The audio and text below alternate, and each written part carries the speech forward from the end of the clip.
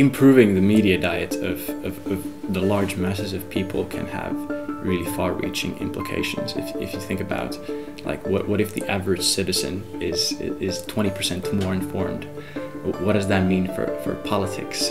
What does that mean for the society at large? That's what we're trying to do.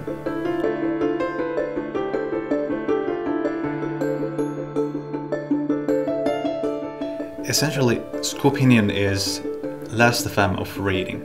So the idea is that Scoopinion lives in your browser and it implicitly rates the online news articles that you read based on how you read them.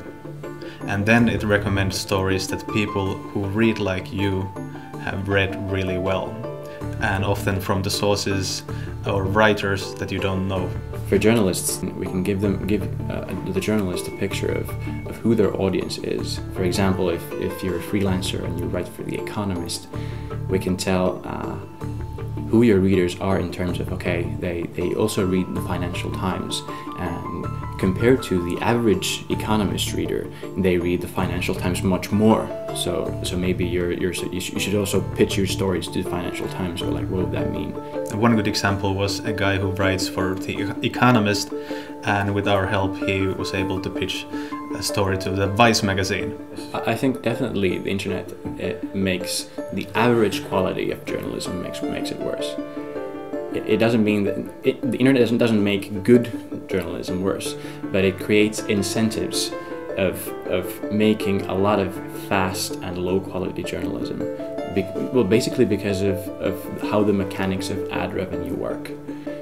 Because the more page views you get, the more money you're gonna get from your online story. So it makes sense to make every story as cheap as possible and